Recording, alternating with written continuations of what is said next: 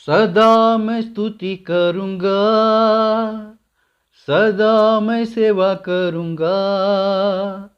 मुझे बचाया यीशु ने, सदा मैं स्तुति करूँगा।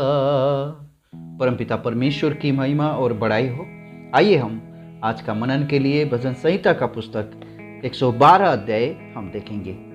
यहाँ की स्तुति करो, क्या ही धन्य है वो पुरुष जो यहोवा का भय मानता है और उसकी आज्ञाओं से अति प्रसन्न रहता है।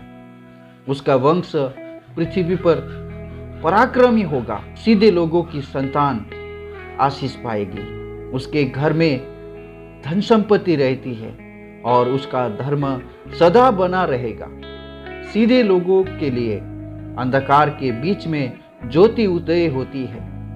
वो अनुग्रहकारी, दयावंत और धर्मी होता है। जो पुरुष अनुग्रह करता है और उधार देता है, उसका कल्याण होता है। वो न्याय में अपने मुकदमे को जीतेगा। परमपिता परमेश्वर की महिमा और बड़ाई हो।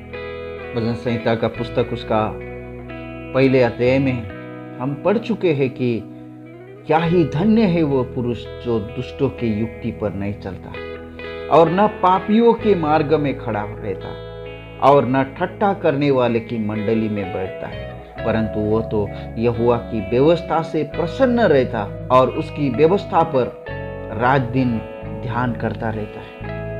यहाँ पर हमने देखा भजन संहिता का पुस्तक 112 अध्याय में, यहाँ की स्तुति करो, क्या ही धन्य है वो पुरुष जो यहोवा का भय मानता है। और हम नीति वचन का पुस्तक पहले अध्याय के 7 वचन में हम पढ़ सकते हैं कि यहोवा का भय ज्ञान का शुरुआत है और मूर्ख लोग उस ज्ञान को तिरस्कार करते हैं। 2 वचन में, उसका वंश पृथ्वी पर पराक्रमी होगा, सीधे लोगों की संतान आशीष पाएगी। प्रभु ने भी, जब हम मत्ती लिखी सुसमाचार 5वें अध्याय में हम देखेंगे तो, धन्य है वे जो धार्मिकता के भूखे और प्यासे हैं, क्योंकि वे तृप्त किए जाएंगे।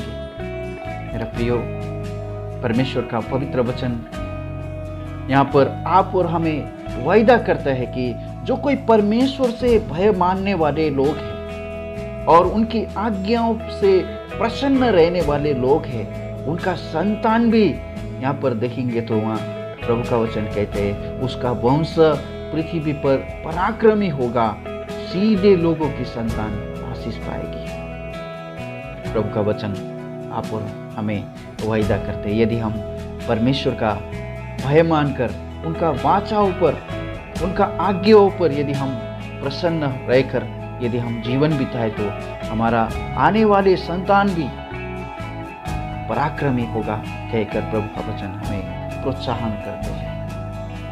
लेवी व्यवस्था का पुस्तक 26 अध्याय का 3 वचन यहाँ पर इस प्रकार से कहते हैं, यदि तुम मेरी विधियों पर चलो और मेरी आज्ञाओं को मानकर उनका पालन करो, तो मैं तुम्हारे लिए समय समय पर मेंह बरसाऊंगा तथा भूमि अपनी उपज उपजाएगी और मैदान के वृक्ष अपने अपने फल दिया करेंगे। यहाँ तक कि तुम दाग तोड़ने के समय भी दावनी करते रहोगे और बोने के समय भी भरपेट दाग तोड़ते रहोगे, और तुम मनमानी रोटी खाया करोगे और अपने देश में निश्चिंत बसे रहोगे। प्रभु का वचन यहाँ पर इस प्रकार से विश्वस्तता के साथ में हमारे जीवन यदि हम बिताए, तो हमारे आने वाला पीढ़ी भी उस पर आशीषित होंगे। मत्ती लिखी सुसमाचार उसका 6 अध्याय का 33 वचन, इसलिए पहले तुम परमेश्वर के राज्य और उसके धर्म की खोजी करो, तो ये सब वस्तुएं भी तुम्हें मिल जाएगी। हमारे जीवन में सबसे पहला प्राथमिकता परमेश्वर के राज्य के प्रति हो, तो परमेश्वर के धार्मिकता के प्रति हो, तो परमेश्वर आप और हमें कभी भी लज्जित होने के लिए इस संसार में नहीं छोड़ेंगे। परमेश्वर ने आप और हमें आशीष का मूल होने के लिए परमेश्वर ने चुना है। मेरा प्रियो, परमेश्वर का इतना आशीष पाने के बावजूद भी आज कई लोग अपना ही मर्जी में जीवन बिताने के लिए वो आशा करते हैं। इब्रानियों के पुस्तक उसका 6 अध्याय 4 वचन में कहते हैं, क्योंकि जिन्होंने एक बार ज्योति पाई है और जो स्वर्गीय वरदान का स्वाद चख चुके हैं और पवित्र आत्मा के भागी हो गए हैं और परमेश्वर के उत्तम वचन का और आने वाली युग की सामर्थ्य का स्वाद चख चुके हैं, यदि वे भटक जाए तो उन्हें मन फिराव के लिए फिर नया बनाना अनहोना है, क्योंकि वे परमेश्वर के पुत्र को अपने लिए फिर क्रूस पर चढ़ाते हैं और प्रकट में उस पर कलंक लगाते हैं। मेरा प्रियो, यदि हम उस सच्चा वाचा को जानने पर भी प्रभु यीशु मसीह ने आप और मेरे लिए जो कुछ भी कलवरी क्रूस में किया हुआ कामों को जानने पर भी यदि हम उनको इनकार करते रहेंगे तो प्रभु का वचन कहते हैं हम परमेश्वर पर कलंक लगाने वाले एक व्यक्ति है। क्योंकि रोमियो की पत्री उसका 3 अध्याय 2 और 3 वचन में हम पढ़ेंगे तो हर प्रकार से बहुत कुछ, पहले तो ये कि परमेश्वर के वचन उनको सौंपे गए, यदि कुछ विश्वासघाती निकले तो क्या हुआ? क्या उनके विश्वासघाती होने से परमेश्वर की सच्चाई को व्यर्थ ठहरेगी? कदापि नहीं, वरन परमेश्वर सच्चा है और हर एक मनुष्य झूठा ठहरे। जैसा लिखा है, जिससे तू अपनी बातों में धर्मी ठहरे और न्याय करते समय तू जय पाए। परमेश्वर को कभी भी आप और मैं झूठा नहीं ठहरा सकता। परमेश्वर ने अपना जो कुछ भी करने का कर्तव्य है आप और मेरे लिए कर चुके हैं। आज यदि आप परमेश्वर के ऊपर भरोसा नहीं कर रहे, यदि आप परमेश्वर के ऊपर आप विश्वास नहीं कर रहे, यदि आप प्रभु यीशु मसीह को अपना प्रभु कहकर आप स्वीकार करने के लिए आपसे नहीं हो रहा है, तो ये इसमें परमेश्वर का कोई भी दोष नहीं है मेरे प्रियो। इसमें मेरा प्रियो, इसमें आप और मेरा गलती है, क्योंकि हम उनका विश्वसनीयता को हम कलंक लगा रहे हैं। और वचन 5 में हम देखें तो जो पुरुष अनुग्रह करता और उदार देता है उसका कल्याण होता है, वो न्याय में अपने मुकदमों को जीतेगा। और 9 वचन कहते हैं, उसने उदारता से दरिद्रों को दान दिया, उसका धर्म सदा बना रहेगा और उसका सींग महिमा के साथ ऊंचा किया जाएगा। क्योंकि प्रभु ने भी मत्ती लिखी सुसमाचार उसका 5 अध्याय 7 वचन में यहाँ पर इस प्रकार से कहा है, धन्य है वे जो दयावंत है, क्योंकि उन पर दया की जाएगी। आप और हमें जो कोई दयावंत लोग हैं उसको परमेश्वर का पवित्र वचन कहते हैं, प्रभु यीशु मसीह स्वयं कहते हैं वो धन्य लोग हैं। 5 और 9 वचन में भी हमने देखा, यहाँ पर प्रभु का वचन कहते हैं, उसने उदारता से दरिद्रों को दान दिया, उसका धर्म सदा बना रहेगा और उसका सिंह महिमा के साथ ऊंचा किया जाएगा। क्योंकि मेरा प्रियो, आज धर्मी लोग और दयावंत लोग इस जगत में कमी नहीं है, परंतु जो कोई परमेश्वर में होकर, प्रभु यीशु मसीह में होकर, मत्ती लिखी सुसमाचार 10 अध्याय का 40 वचन से आगे का वचन में जब हम पढ़ेंगे तो जो तुम्हें ग्रहण करता है वो मुझे ग्रहण करता है और जो मुझे ग्रहण करता है वो मेरे भेजने वालों को ग्रहण करता है। जो भविष्यवक्ता को भविष्यवक्ता जानकर ग्रहण करे वो भविष्यवक्ता का बदला पाएगा और जो धर्मी को धर्मी जानकर ग्रहण करे वो धर्मी का बदला पाएगा। जो कोई इन छोटों में से एक को मेरा चेला जानकर केवल एक कटोरा ठंडा पानी पिलाए, मैं तुमसे सच कहता हूँ वो किसी रीति से अपना प्रतिफल ना खोएगा। मेरा प्रियो, आज संसार में कितने लोग धर्मी लोग हैं, कितने लोग दया दिखाते हैं, परंतु यहाँ पर उस दया के विषय में नहीं, हम प्रभु में होकर, प्रभु यीशु मसीह में होकर, परमेश्वर का नाम से, प्रभु यीशु मसीह का नाम से, मेरे नाम से तुम्हें ग्रहण करने वाले को मुझे ग्रहण करता है, मेरे नाम से तुम्हें कुछ दिया तो वो मुझे देता है।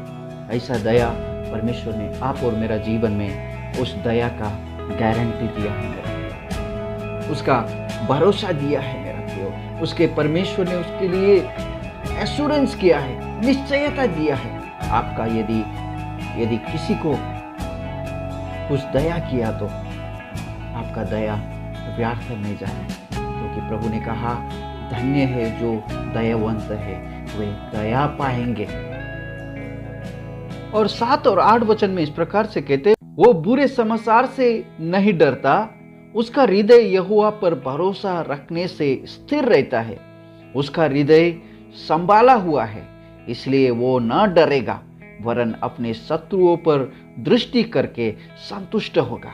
मेरा प्रियो, यहाँ पर आप देख सकते हैं एक विश्वासी होने के नाते, एक प्रभु यीशु मसीह का सच्चा एक अनुयायी होने के नाते परमेश्वर का पवित्र वचन कहते हैं वो बुरे समाचार सुनकर नहीं डरता।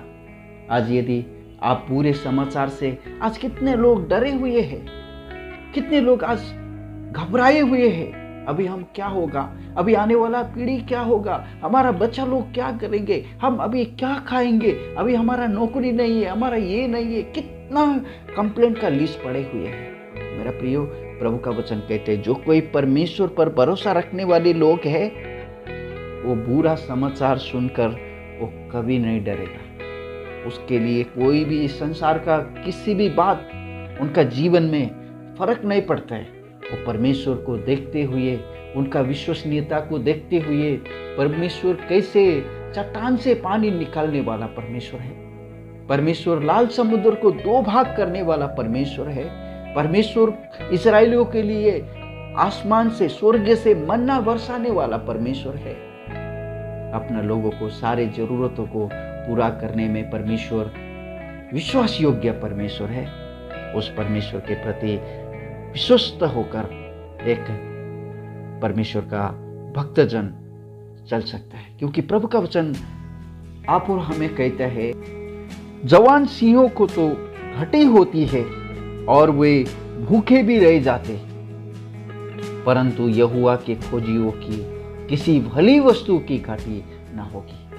परमेश्वर ने वायदा किया है मेरा प्रिय, परमेश्वर का खोजी करने वालों को, परमेश्वर का अनुयायी लोगों को प्रभु ने कहा ना, हे आकाश के पंछियों को तुम देखो, ना तो वो बोते हैं, ना तो काटते हैं, ना तो खत्ते में इकट्ठा करते हैं, तुम्हारा स्वर्गीय पिता उसको खिलाते हैं। मेरा विश्वासी लोग, मेरा धर्मी जोन, परमेश्वर का पवित्र वचन में ये भी वायदा किया है कि मेरा धर्मी जन विश्वास से जीवित रहेगा। प्रभु इन सारे वचन के द्वारा आप सबको आशीष और अनुग्रह करे, और भी प्रभु के पीछे चलने में परमेश्वर के लिए एक विश्वस्त दास होकर, परमेश्वर के लिए एक विश्वस्त जन होकर उनके लिए जीवन बिताने के लिए आपको मदद करे। आइए हम परमेश्वर को धन्यवाद करते हैं। पिताजी धन्यवाद करते, स्तुति करते, भजन संहिता का पुस्तक उसका 112 अध्याय के लिए धन्यवाद करते हैं। परमेश्वर का वह मानने वाले का जीवन कैसा है प्रभु, आपका पवित्र वचन में हमने पढ़ा कि वो बुरा समाचार सुनकर वो ना घबराएगा, उसका हृदय संभाला हुआ है। मेरा प्रिय, आज संसार में कितने लोग हैं प्रभु अस्वस्थ होकर चल रहे हैं प्रभु, एक एक दिन जीने के लिए वो मुश्किल का घड़ी का सामना करते हुए चलते हैं प्रभु। हम धन्यवाद करते हैं, आपने हम इस सारे प्रतिकूल इस अवस्था में भी आपने हमें संभाला। प्रभु दया कीजिए उन लोगों के लिए प्रभु जो अभी तक अपना जीवन में अस्वस्थ है प्रभु, अभी तक पूरा हृदय से प्रभु आपके ऊपर विश्वास करने के लिए उनसे नहीं हो रहे, उनका हृदय में प्रभु आप कार्य कीजिए। परमेश्वर पिता, आपका वचन में हमने पढ़ा उसका हृदय संभाला हुआ है, एक विश्वासी का हृदय संभाला हुआ है प्रभु। मसीह का शांति, मसीह का शालोम प्रत्येक जो सुनने वाले हर एक विश्वासी के जीवन में आप कार्य कीजिए, आप मदद कीजिए, उनका परिवार में आप कार्य कीजिए प्रभु, आप दया कीजिए प्रभु जी, क्योंकि आप विश्वास योग्य परमेश्वर है।